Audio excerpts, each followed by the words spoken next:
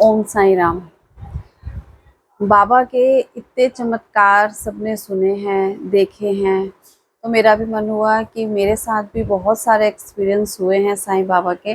मैं भी सभी साईं भक्तों के साथ शेयर करूं, ताकि जो लोग भी बाबा को मानते हैं उनकी आस्था और विश्वास और ज़्यादा बढ़े। मेरा साईं बाबा के साथ सबसे पहला अनुभव क्या था वो मैं आपके साथ आज शेयर करती हूँ। बाबा से जुड़ी लगभग 2007 में या 8 में। उस टाइम इतना नहीं जानती थी बाबा को, सिर्फ ये था कि मेरी सिस्टर गई थी शिरडी, तो वहाँ से वो मेरे लिए बाबा का छोटा सा स्वरूप लेकर आई थी।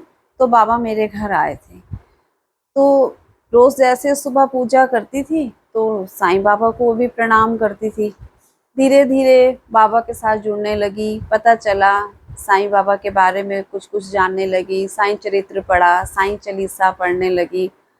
एक दिन ऐसे ही मन में बात आई कि बाबा मैं तो आपको रोज़ प्रणाम करती हूँ, रोज़ आपका नाम लेती हूँ, क्या आप मुझे सुनते भी हैं? आपके तो लाखों करोड़ों भक्त हैं, क्या आप अपने सभी भक्तों की सुनते हैं? तो ऐसे ही बाबा की एक समझ लो कि मैंने परीक्षा ली।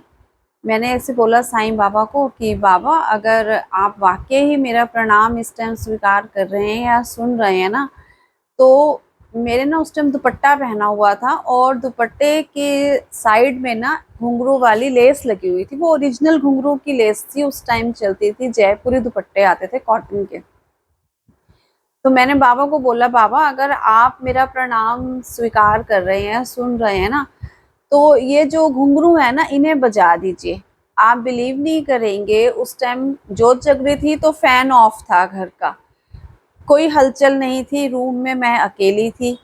मेरे दुपट्टे के मैं बिल्कुल स्टिल खड़ी थी, जैसे सांस रोक के खड़े होते हैं, कि मुझे ये था कि कहीं मेरी सांस से भी घुंघरू ना हिल जाएं। मतलब मैं समझ लो कि कहना नहीं चाहिए, लेकिन इतनी शायद कठिन परीक्षा में बाबा गई थी। मैं बिल्कुल स्टिल खड़ी होगी सांस रोक के, और आप बिलीव नहीं करेंगे 2 घुंघरू मेरे दुपट्टे के ऐसे हुए टन, मतलब उनमें से एक हल्की सी खनक मुझे सुनाई दी। बस वो दिन था और मैं बाबा से ऐसे जुड़ी, मेरी आंखों में आंसू, कि ये मैं क्या सोच रही थी बाबा के बारे में कि बाबा के करोड़ों भक्त हैं तो क्या बाबा हमको नहीं सुन रहे? नहीं, ऐसा नहीं होता है।